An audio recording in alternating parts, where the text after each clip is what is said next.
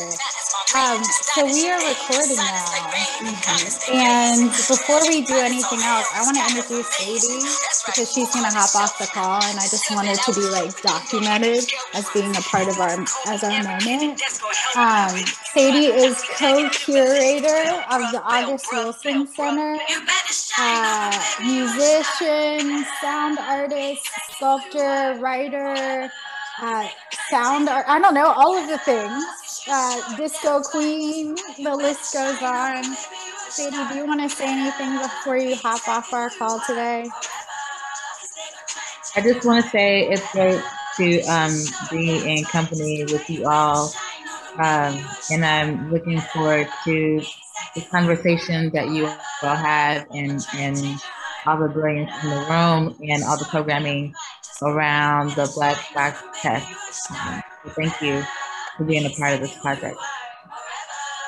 Thank you, Sadie. And also, you might notice that there's some dope beats playing behind us.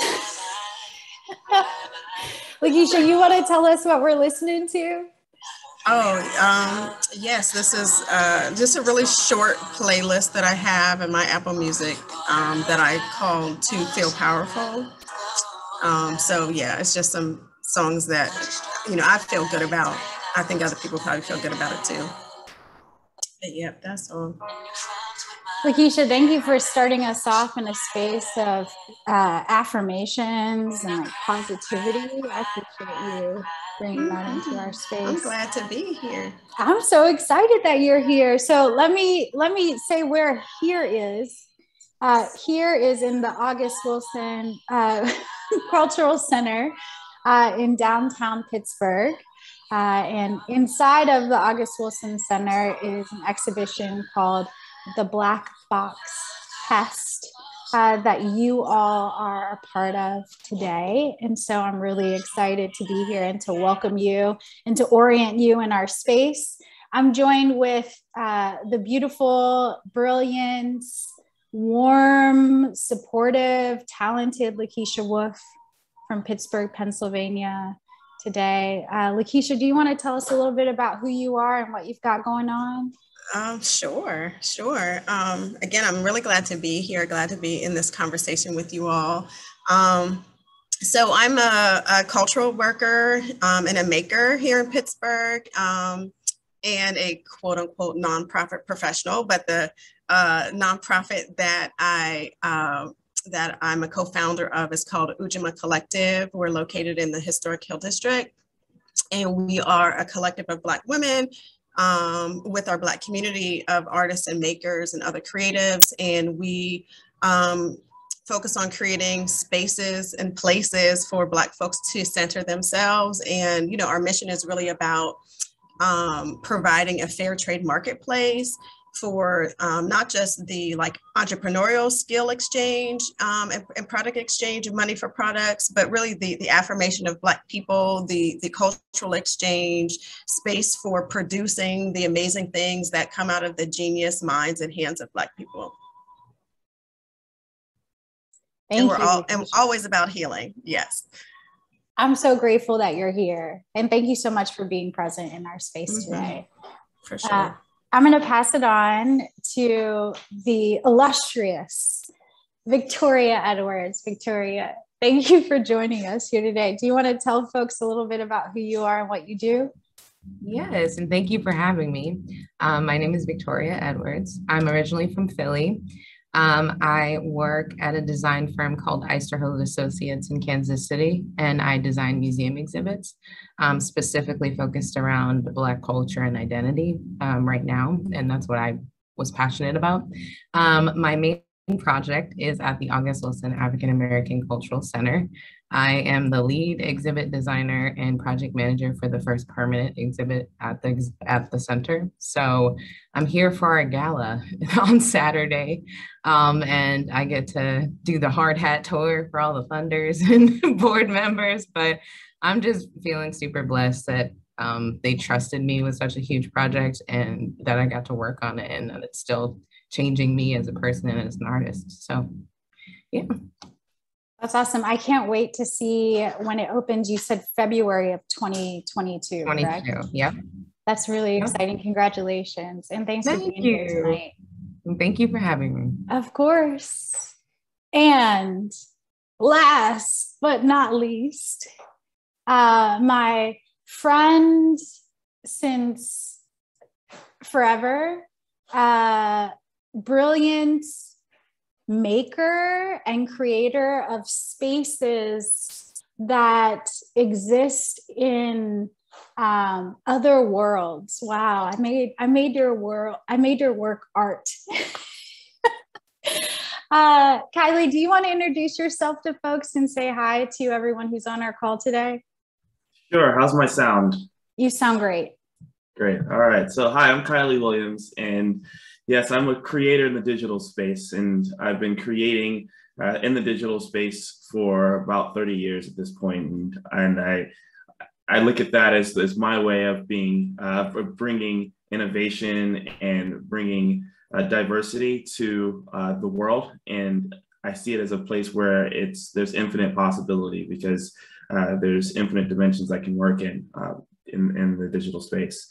So I'm really grateful to be here, and I'm really grateful to hear and share the different stories and the different opportunities and talents that we all have here. So thank you for having me. Of course. I'm so this is the dream team. I'm really excited that we could be in community together. You know, this exhibition, it's created initially as an interactive installation that includes sound and thematic illustrations and concept maps, and collections of other Black artists' libraries are brought into the space.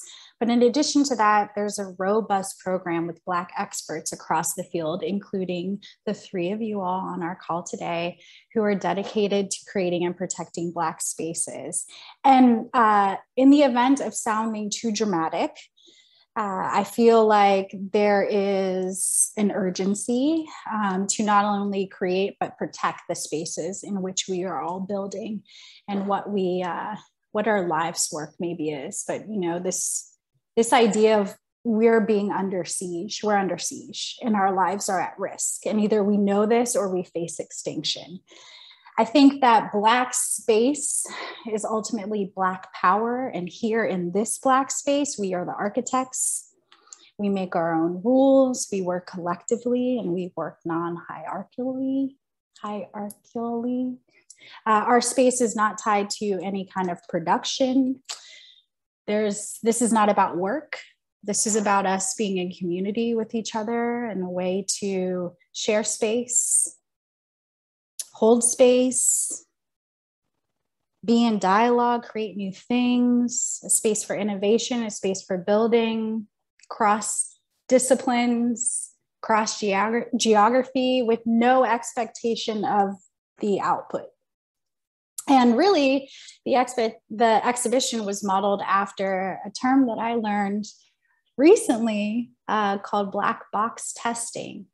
Kylie, will you tell us what black box testing is?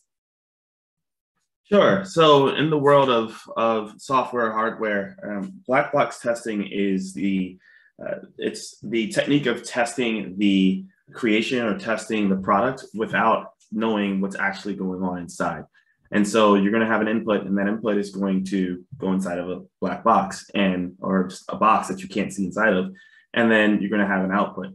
Now, figuring out what's happening, figuring out what's going on in there is a lot harder to do when you when you aren't able to see the blueprints and see what's inside.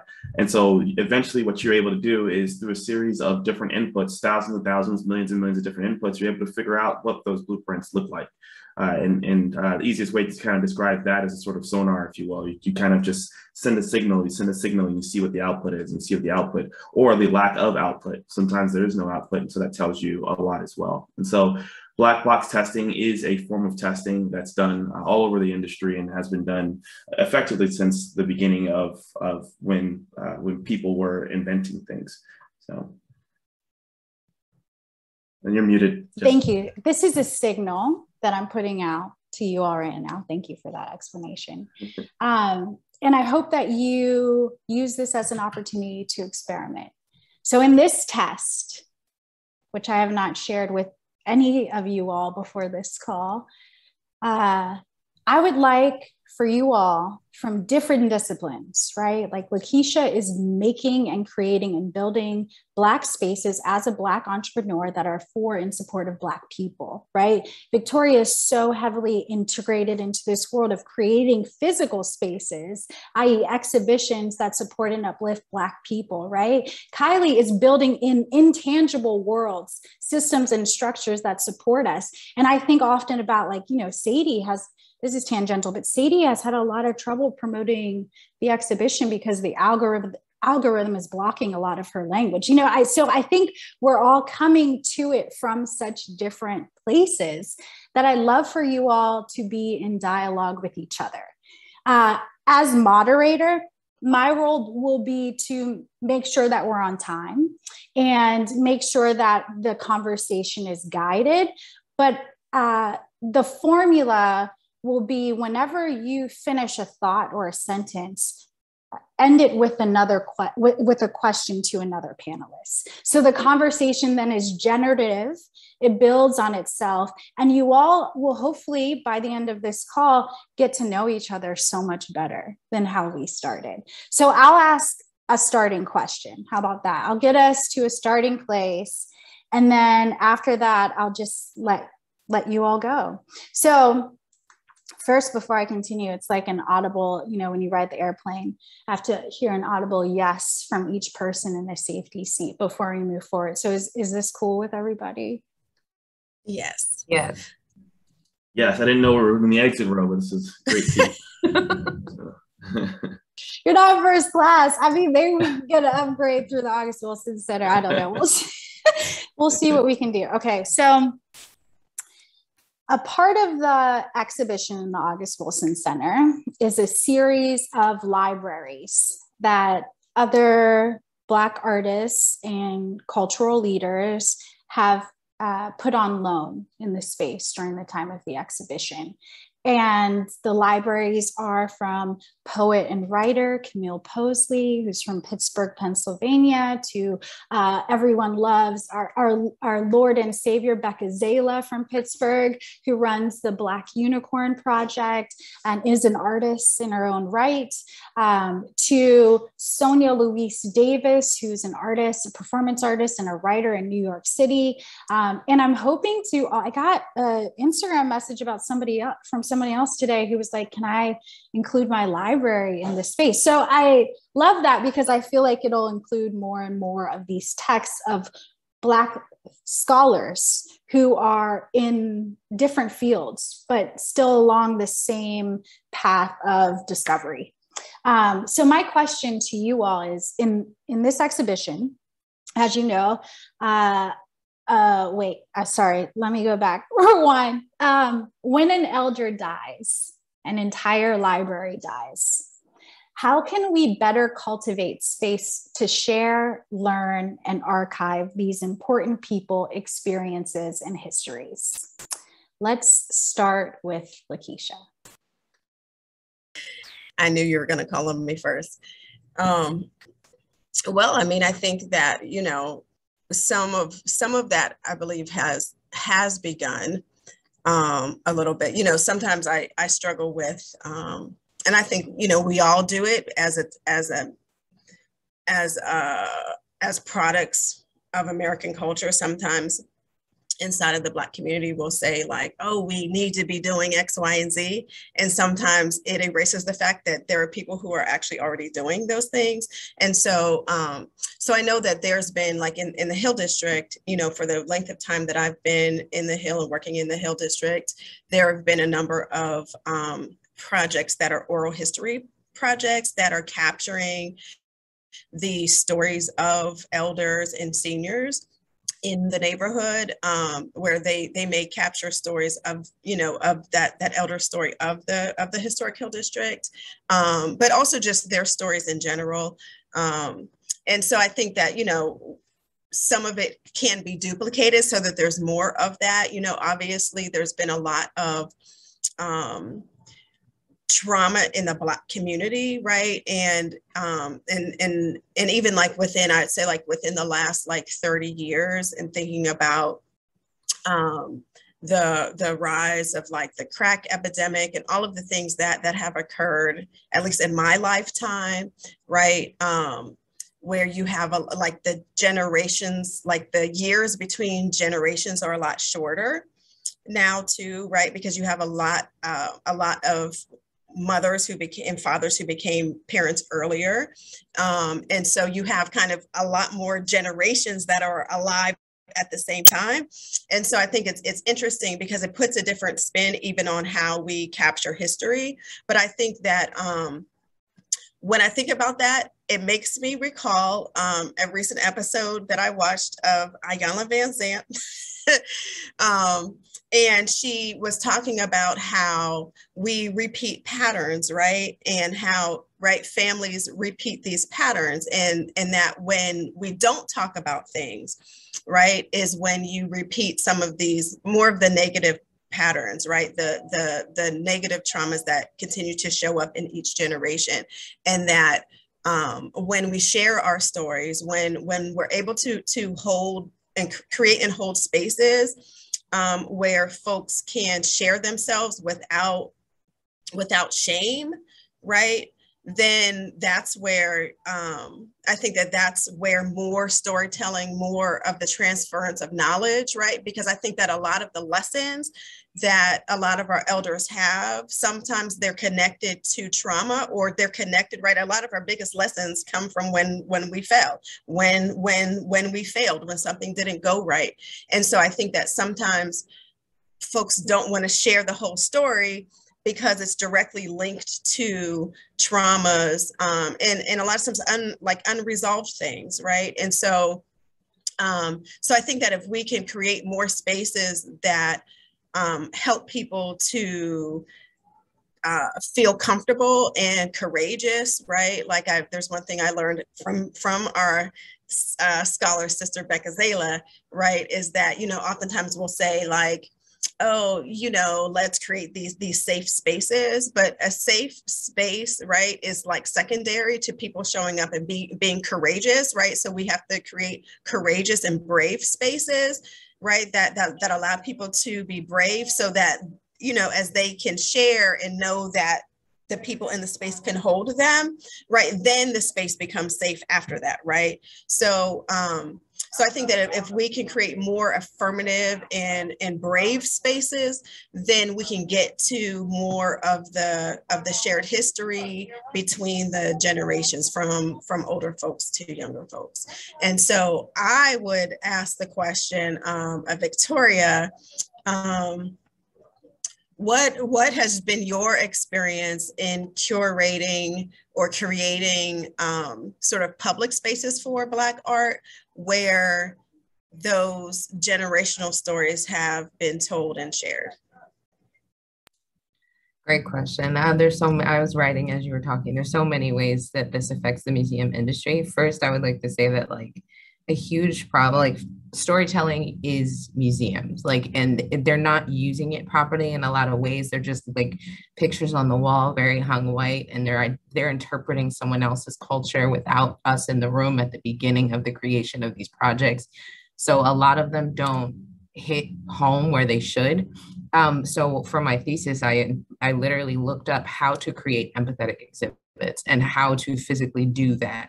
And I learned so much just from like going to conferences and hearing how a lot of institutions are trying to tell stories, because obviously a lot of like Black history is oral, and those people are passing away without sharing those stories. Like it's passed down the line, but we need to like go into the community and get these recordings. And the problem is the community doesn't trust the institutions. And I found that in this project called Baltimore 68. It's actually a book about a university in Baltimore trying to collect accounts of what happened in Baltimore after Martin Luther King was assassinated and all the riots.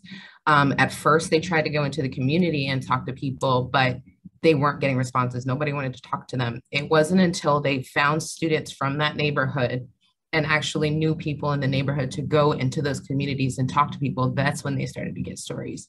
And it's literally trust. And that bravery is huge, but it's also, are you going to misrepresent what I'm saying? Are you going to tell the story the way I told you? Are you going to change it to fit your own agenda? So that's a problem I deal with a lot in this industry. Successful stories. Let's see. Honestly, the most successful storytelling and transferential spaces is kind of that transference of memory are in the Holocaust museums, from what I've studied. They do an amazing job of personal accounts and making people understand what they were going through. And that's because most of the time, a lot of people who were influenced or were affected by that are involved, from schematic design all the way to installation. So if they don't have that kind of representation, no one's going to talk to them, and it's not going to be authentic. And it's just going to be like you telling a story that you heard, as opposed to someone really you feel the emotion in their voice, you feel what happened to them. And it's a problem in this industry. We went to Alabama, Montgomery, because we do some work with the Rosa Parks Museum, and a lot of the like Reverend Grads and these older people who are in the boycott, they're not sharing their stories. All of their stuff's just stacked away in houses, and then you have to deal with estates and all of these things. So like, I think that the biggest problem is, how do we get trust within the community and the institutions? And then how do we like keep records? Like, and not in a box in someone's basement where it can get like flooded, like, but actual, like, how are you holding these stories for future generations as well? So, my question. Okay, so I could keep going, but my question for Kylie would be, how, like digitally, because digital is a huge part of storytelling, and like, how do you think capturing voices could, like, especially Black voices, like, how would you do that if you had the opportunity to? Like, how would you, if you have an old family in the South with a lot of history and a lot of storytelling capabilities, how would you collect their stories and tell that story digitally? Yeah, I think so. Great discussion so far. One of the interesting things is coming from a cybersecurity background.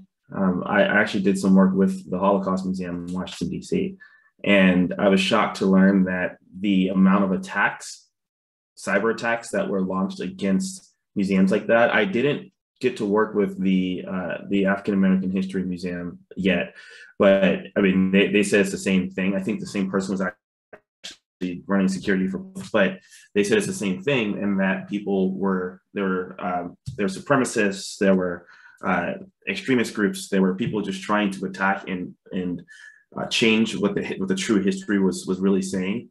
And to what you both were talking about, it's really important that we first provide the security, the sense of security for people to say, for when they say, okay, I'm going to share my story, and I know that my story, if I were to come back in 100 years and I come and listen to my story, then it's still going to be my story. It's not going to be altered. It's not going to be changed. It's not going to be taken out of context and chopped up.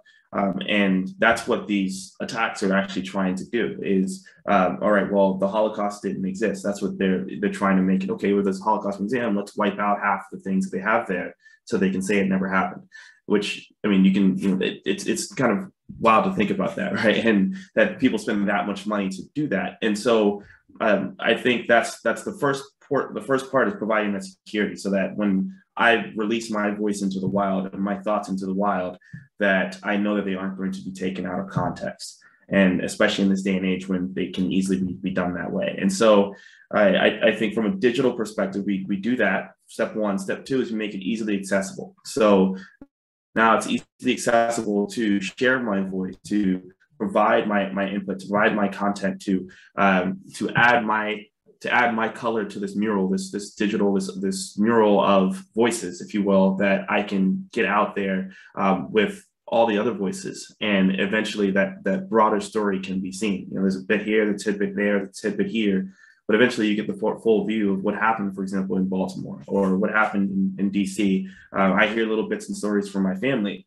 but I doubt that they've actually, you know, we'll be driving and they'll say, oh, well, there's this place over here. And they'll point to this little place that's still kind of burnt out, or not even burnt out, but whatever it might be. And it's like, well, this is where such and such happened. And kind of look over and you're like, I never heard that. And then you never hear it again, but it's in my head.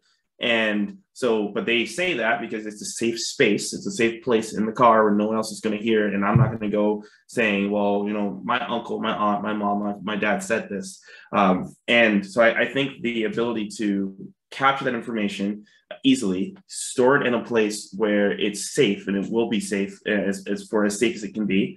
And then making it easily accessible, retrievable by others that care about hearing it and care about listening. Because if I'm going to go through the effort to share my voice and to share my passion and my stories, then I don't want to do that. Just, you know, it's never great when someone asks you a question and then all of a sudden they just turn this way and you're kind of just talking and no one hears it. So, you know that it's going to be heard. You know, the effort that you're going to put out and the effort the toll that it might take on you to recall it is going to be valued. It's going to be valued in a way that is to be scalably valued in the future.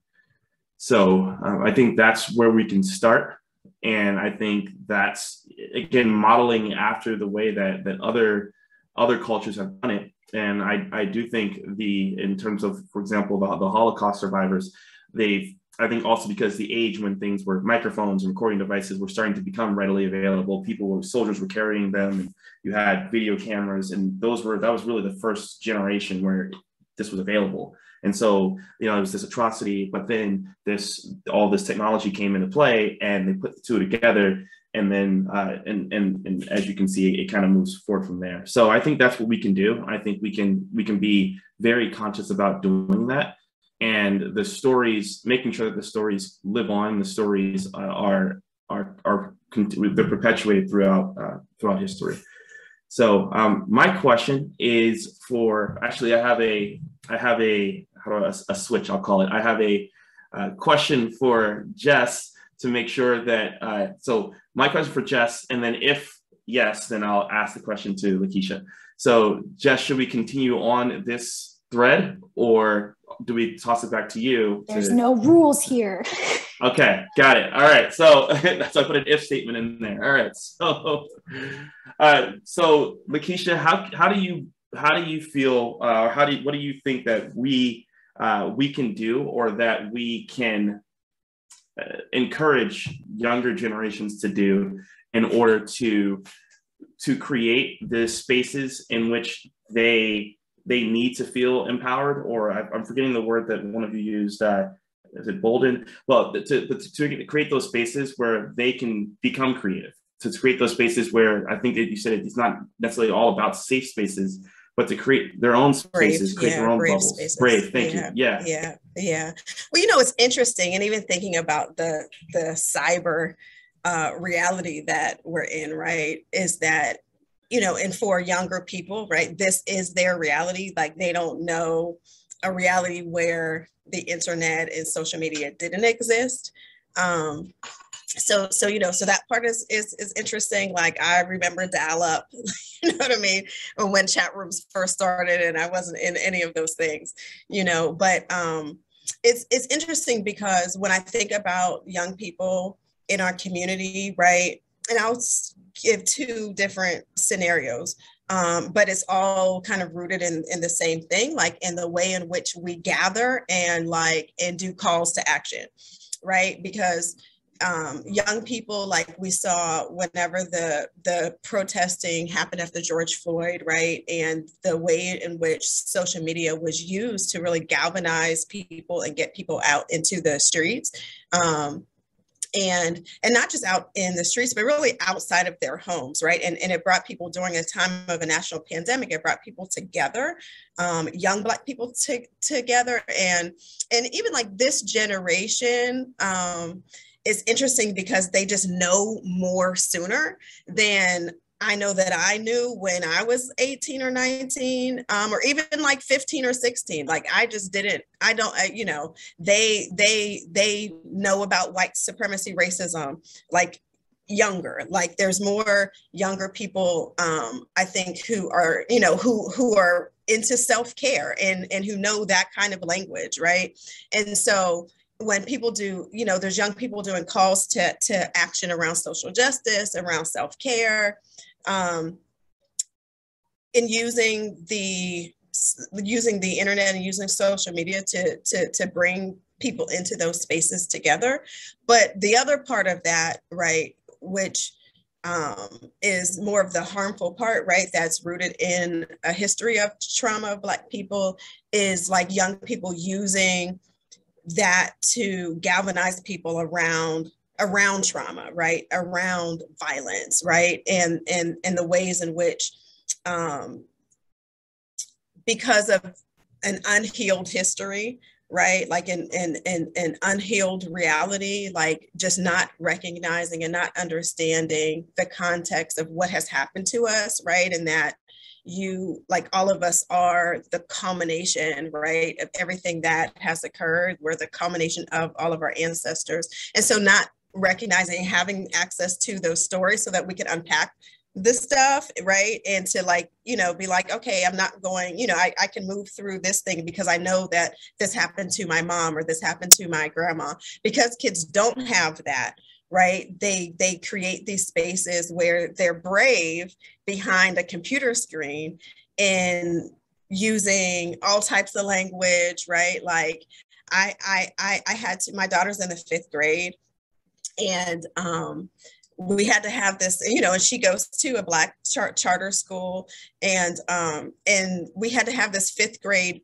meeting with all of the parents and students, like the leadership of the school, because one of the issues they said is that some of the cyberbullying, right, that you think about is in like middle school, high school, right, that it's in the 5th grade, like it's in elementary school, right, like kids are doing things online and then it's showing up in the physical spaces in which they're in. And so I'm concerned that, like, yeah, like if we don't help young people to, one is to reckon with our history so that they understand their current reality, right? And that even the ways in which we respond to each other, Black person to Black person, that, you know, that a lot of those things, right, have to deal with our unhealed stories, our unhealed pain, like, because our kids just need to know that it's okay to not be okay, right? Like the same things we tell grown-ups now, like it's okay to not be okay, like go seek some mental health services or whatever, right? But how do we offer those spaces? Because our kids spend the majority of their time in school, right? And if our schools are not preparing, you know, I mean, public school in America is what it is. So we know it's not, it's preparing people to be workers for life, you know what I mean? And primarily bottom of the barrel workers for life, right? And so, you know, so whether it's, you know, figuring out how we can do something radical with, you know, teachers who are down and who understand and can bring certain practices into the classroom, if it's like out of school time, right, with young people. And I'm saying like elementary all the way to college, right, creating spaces where younger people can express themselves. And I think the arts obviously is the best way of doing that, right? I know that for me, like making jewelry, making other kinds of products was my healing period. Like, you know, and doing that in a sister circle, like beading every bead, you know, so there's something psychological, right, that's released and gets unhinged when your hands are working, when your hands are in the soil of the earth, right, that there's certain things that happen. And if we can create more spaces where it's a combination, and this is actually the work that I'm doing now, right, it's creating spaces where there's courageous conversation, but there's also opportunities for creative expression, right? Whether it's something tangible people are making, whether it's like poetry and spoken word or whatever, right? But combining those things together, I think, is going to be the thing that helps to bring more people into that space earlier, right, on the younger end, right? So that even when we think about like tending to our mental health or our spiritual health, that it's more of a lifestyle than it is like, yes, you can go to your therapist and, you know, whether you go weekly, every 2 weeks or whatever, but your everyday lifestyle, right? That you will be able to curate a group of friends that are real, authentic relationships where you hold each other accountable in love, where you can process something outside of your own head, right? Like with somebody that you trust, like that we learn how to hold spaces for each other. And I feel like, you know, young people need to do that, but also older Black folks need to learn how to do that as well, right? More people need to do that, you know, because people are doing it. But I think that, you know, the more that we can showcase that, you know, so I don't know if that's like, if there's some physical space is great. And I think that we don't need to lose physical space with the cyber internet, everything happening. Because that's what I'm afraid of, is like, you know, like we can't be in the August Wilson Center tonight. And I get it because there's an event, right? But like we need to figure out how we can create more physical spaces for people to be in, because we're humans and humanity needs to be in touch with other folks in humanity. So, okay, Victoria, I did a lot of talking. Let me, so how about, what is your reaction to all of the talking I just did? No, there's so many things. There's so many things. Okay, so is it a hard stop at 6? How fast do I have to go? No, you're good. We're technically, okay. I'm just gonna text my boss that I'll be late for dinner. Take your time. It's totally fine. All right, so my reaction, multiple things. So, we need to not only create physical spaces where we can talk to each other, but so for my thesis, I told you I did empathetic development. My proof of concept, I created an exhibit about Black hair at the Color Girls Museum in Philadelphia. And it's run by Vashti Dubois. I love her very much. Hey. And she creates this space. Her primary audience is women of color, and her secondary audience is men of color, and tertiary audience is anyone else who wants to be in the space and hear and listen in. But that was a part of my exhibit. I literally had to preface every docent conversation with, and because I did tours with very diverse groups, but I would let them know the labels will not speak directly to you. This is for people of color. This is for women of color, and all of my labels speak directly to them.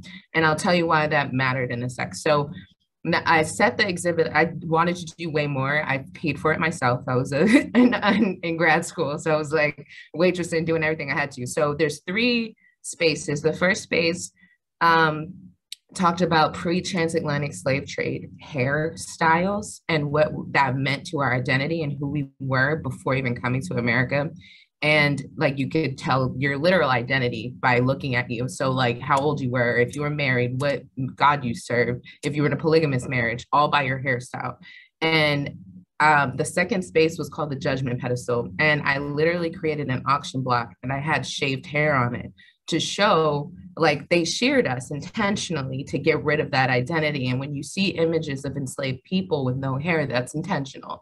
Men had long hair, women had long hair. They all had beautiful different kinds of hair. But that moment was huge for my project because, number one, I did not shy away from difficult conversation.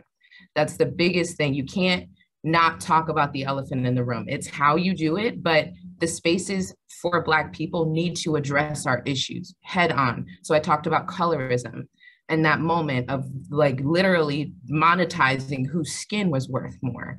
And then I had moments of people talking to each other. So I gave women paper. I ran out of paper so many times, but just like, and I had this wall of just like, if you say this, we hear this. So if you say like, oh, you got good hair, like, oh, if I don't have hair like that, like my hair's bad. If you say to your child, like, oh, I have to do your hair later, your hair's a burden.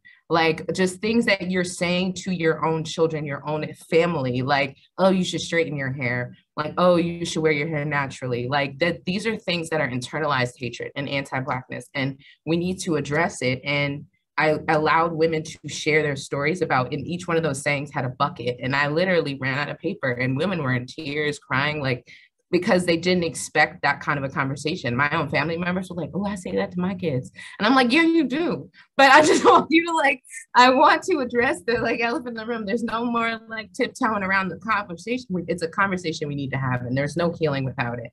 So the reason I said that tour thing was because the way it's technically like a Victorian twin home.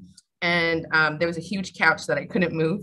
So I kind of literally moved it into the space. So there was kind of like a barrier.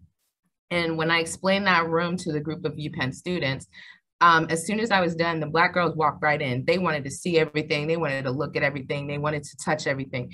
And everyone else who was white students kind of looked at me and they were like, are we allowed? And I'm like, yes, come in, look at everything. But that moment of are we allowed is where we live as Black, like people of color in this country. And they've never been in a space that wasn't designed for them. Like they never thought about like, oh, I don't even know what it feels like to be in a space that's not for me. And that's what we feel every day. So that switching of like having people from other cultures come into our Black spaces and our Black boxes is way more important than anything, because they need to feel that they're not the center of attention in every exhibit and institution and everything. And the last space was dedicated to like the Black hair care industry. And I did talk about Madam C.J. Walker and Annie Malone, but not because like, obviously they were controversial in their hair straightening thoughts and ideals, but obviously to sustain life, because you could not live if you did not have straight hair back then, or get certain jobs or go to certain schools or go to certain churches. But I talked about the fact that they created 40,000 jobs for women who couldn't get jobs in Jim Crow. And they literally created a system where women could learn and get a diploma. And then like, just to look at what they used to have to use on their hair versus what we have the options to do now. So it's like that moment of empowerment didn't happen without the addressing the negative, like the hard, addressing the difficulties. And you can't come to a point of freedom and empowerment without addressing the trauma. And that's a huge thing that August Wilson, like that his ideas, you have to go back to move forward, like Citizen going to the City of Bones before he can forgive himself for what he did. So it's just, I think that's the ticket. It's like, yes, we need to have Black spaces, but I think we also need to talk in these Black spaces and have real conversation. And you'll cry, you'll get angry, you'll be upset, but that's how we move forward. And I feel like there are not many spaces created like that, especially for the public. So sorry, I kind of like I had to go up because I was like, there's so much I want to say to that. But yeah, I feel like it's necessary to have physical space, but it's also necessary to have conversation in spaces and not cookie cutter conversation, and letting people talk, because that talk back experience was massive, because then they started physically talking, like they were writing down their experiences, and I have all of them to show like this was engaging, this worked, it was an empathetic space, but why? And so my question for Kylie, so if ideally, if we could create a space that is a public community center where we do address these issues, where we do have creative outlets, where we do have all of these tools for young Black students or non-students or older Black people to learn about who they are and where they are in this country and why we're continuing the cycle, how could digital platform help that without hindering it? Like we were talking about with the whole social media and like the fact that there's judgment on your phone every time you look at it, there's FOMO, there's all these things that are like going around. So how could digital platforms actually help those spaces? Yeah, I think it was great to hear what you were talking about. So I'll start by answering your question and then weaving in a few things that you said, but I think we use technology as an extension. A lot of what people look at in the world is using technology to place, or using technology to do something different that isn't currently being done physically. But using technology as an extension is going to be the future of what technology can do, weaving it into what we are as people and what we already do as people. So, for example, technology has played a major part in being able to, something as simple as going to a concert, right? The artist is singing into a microphone, or speaking into a microphone, or whatever they're doing, performing into a microphone, and the microphone is amplifying using technology to other areas so that you can be, really, really far back in a seat and still enjoy it, or be able to view the concert up on the big screen, as well as while you're watching the artist right in front of you. So that's technology in sort of working together with the physical space, but enhancing it, not trying to replace it. And I think in creating, one of the things that I'm sure we all ran into it, I'll speak to my own personal experience though, was going between basically a completely Black community, and then going into a school where I was basically, as my sister, me, and maybe 2 other Black kids were there, and then going back and forth, and then speaking a certain way, and having to practice speaking a certain way, because I would switch it on and off. It was like an actor going into scene, and I would switch it on and off depending on what I was doing. And that's, that was that was a space that, or it was a space that that I had to experience myself. So for example, when my mother, it actually resonated well when you said when people, the way they speak to their kids, and the way they speak to, the younger generation. And so I come home and I'd ask my mother, it was something as silly as like the school homecoming dance in middle school. And middle school, how come all my friends have dates and I don't, or whatever it may be. And she would always say how I was different, but in a positive way, or I was different in this way. And she could have easily been like, well, you're a Black boy, and boy wants to be Black boys, right? And she could have easily said that.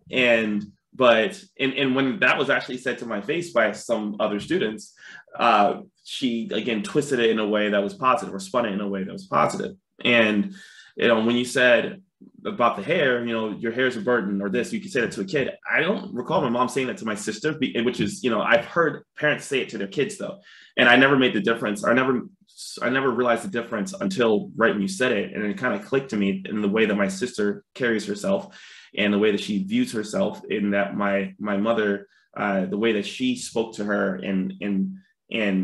but wasn't lying to her about certain things. And my sister went to the same school, and she was wondering why these girls were in class brushing their long hair, and there was hair coming out of it, and it was flying everywhere. And she was just like, well, this is new to me. But my mother never said, well, their hair flows and it's nice or whatever, and yours is here. You've got to make sure it doesn't do this and this and that. And, I think it's important that we kind of, going back to your original question of how we can, my answer to it, how we can weave technology to extend the physical space, in that allowing people to see more of what's out there, allowing people to see what's possible. And, I'll use an example. I'm not sure if Jess remembers my sister from university, but she shaved her hair in college, and she shaved all of it off. And I think I would say it's probably before this movement, or before the real natural movement. But she shaved it all off because she was just tired of dealing with it, and dealing with just this and that and this and that. She was like, I heard that if I can just make it natural, I can go do whatever I want to do with it. And then I just have to, take care of it in the morning and the evening, and I'm good. And so she did that, and she never once did she sit around and feel, shaving your hair and taking it all off. Even me, if I were to go bald, it's kind of like an identity change. You're losing a bit of yourself. And some people, some guys were like, yeah, I look better bald. Okay, we'll deal with that, right? But for the most part, you have hair and you want to keep it, you want to style it, it's your thing. And to shave it all off, especially as a woman, especially in your early 20s, and sit there but still feel confident in yourself, that means that somebody has infused confidence in you throughout your whole your life. And so, it's fascinating to see that, but it's even more fascinating for younger women to see my sister now with her really long hair, and she does the twist or sister locks. I'm not sure which one what she described, but it's really long, all natural. But women can now see her.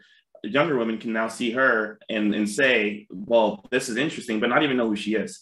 But so if we have a community center, if we have a physical space where we're able to put up, for example, use digital picture frames and have those change weekly and have them show on the walls, like, hey, this is this week's, beauty of us, or beauty of the community, right? And they may not even be there. They might be halfway across the world, but these are images that people can see, even though they're not physically there with them. And so that's an extension of that physical space through technology. And I think the more that we allow people to see that, if I were to actually have seen a lot of, I grew up in feeling like I was just not, I wasn't attractive at all. And I felt like, I played sports. Physically, I was really good in whatever a lot of these kids you see on Instagram try to be. But I would go to, I'd ask somebody out on a date, or I was in these interracial places that made me feel like I was lesser than. And I had nothing to look out to see, okay, well, this is actually just a small little bubble, but the rest of the world is here. And if I just hopped over to Europe, it would have been a totally different story, right? But I sat there in this little bubble where when I was in this certain community, I was told I was too dark. I was the black boy. And then when I was out in a different community, I was just dark as it is. And I never saw someone say, well, look at this person over here, like Idris Elba, for example, right? He's super dark, but he's a great looking guy, and people like him a lot. And I had no one to look at like that, and if I had, the more I used the internet, the more faces unlike me that I saw. The more movies I would watch, the more faces unlike me that I would see. And so again, movies and media and technology, it has been used for generations to negatively impact the Black community. And so we should do the same which is happening, which is what I'm excited to see now. Since the last 5 years, I would say, it's been being used to positively impact the community. And so we're starting to see more people realize that oh, there is this whole community here, and you can be beautiful just by being you.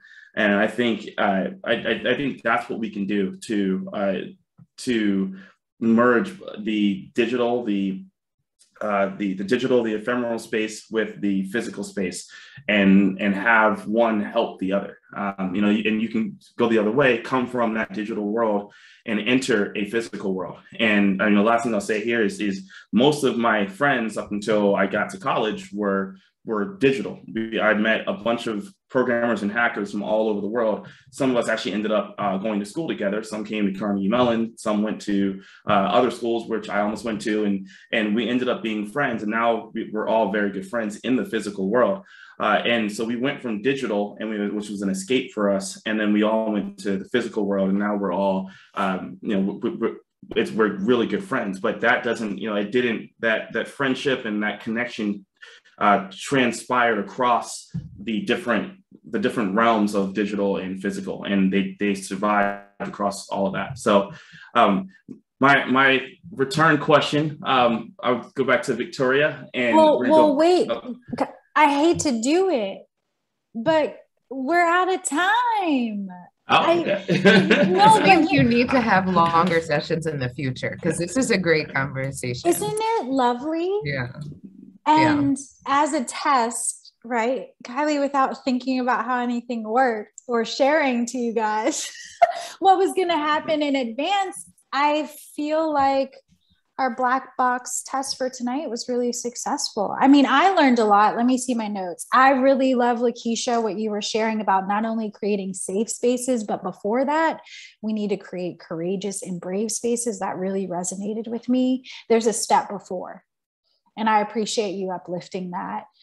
You also talked about holding ourselves accountable in love. And when you said that, that got me. I really, when we talk about accountability, it's not always moving in a way of love. And so I really appreciated that, because it often feels like a space of tension or conflict, but it doesn't have to be. We can hold ourselves accountable in a way that feels supportive and warm and loving. And I really appreciate that. Victoria, your comment about museums aren't doing it right and that there's a real disconnect with storytelling and your real life examples of that really, I mean, we all have witnessed this, right? Like walking into a space that is supposed to be a space for us and it's not a space for us. And you can tell that it's because it's not authored by us and because we don't own it.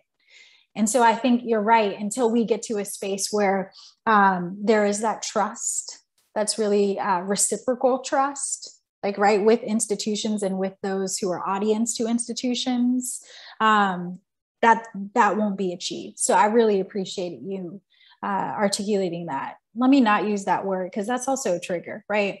I appreciate you stating that in this space. Thank you, Victoria. No problem. Okay. Also, when we talk about technology or cyber or programming or anything, it just feels like a language that is so foreign to me.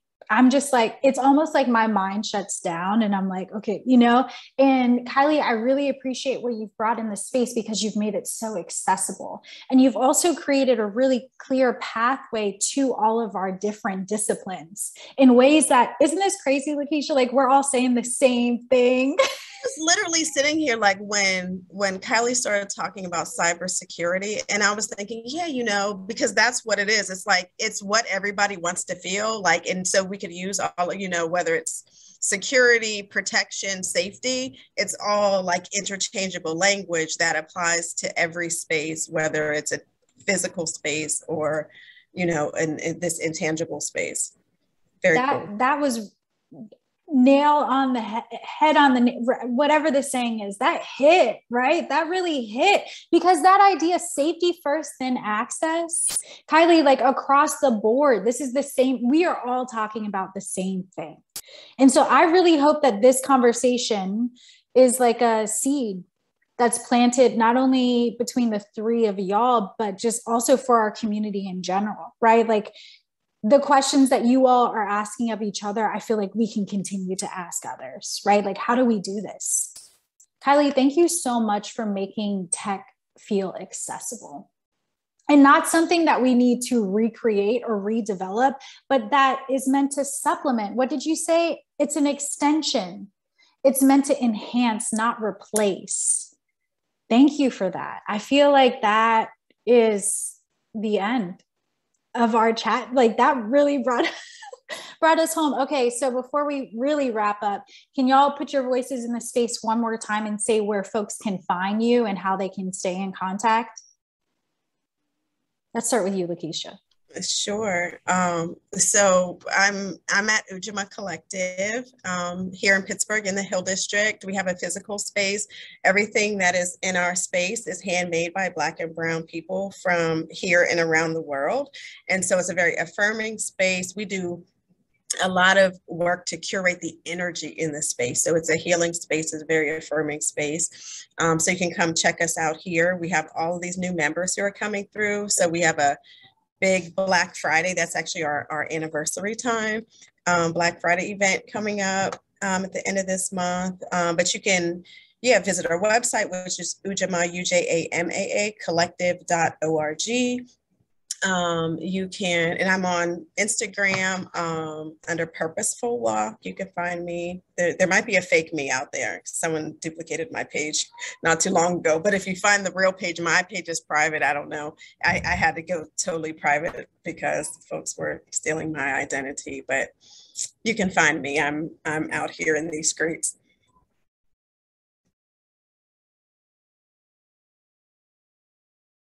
Go ahead, Victoria. How do we find you? Okay. So my website probably be the easiest place to at least see my thesis and what I was talking about. My Queens exhibit is up there too. It's victoriaredwards.com for Renee. And my Insta is B_Renee7791. So hit me up, ask me questions. Yeah. All right. Bring us home, Kylie. All right. Yeah. So I'm pretty easy to find. It's just KyleyWilliams.com. So Kylie, Kiley, Williams.com. And so I've got everything up there. It says I've been I'll be rebuilding it. I've been rebuilding it since about 2005, so that'll probably not change. But I've got my LinkedIn, Facebook, Instagram, any of that there, and it's easy to find me and connect with me there. Otherwise, on social media in general, I'm just Mr. Kylie, and just look that up too. So. Excellent. You guys, this has been such a pleasure. With the Black Box Test exhibition, we have more programs. So I hope you guys can stay tuned and participate in those. The next one is going to be on December the 3rd. And that will be with, as we said, LaKeisha, Becca Zala will be joining us. And alongside Becca Zala will be Camera. Camera is the director of Activation Residency, which is an artist residency in Catskills, New York, that supports Black trans artists. And they're going to have an awesome conversation about liberation and healing. And I just can't wait to participate in that. So y'all come join us for the next one. And that's all, folks. I love you. I love you. I can't wait to see you guys in person. We love you, Jessica. Thanks all. Yes, thank you for putting this together. This is going to be awesome. Okay, don't hang up, but I'm going to push stop recording, okay?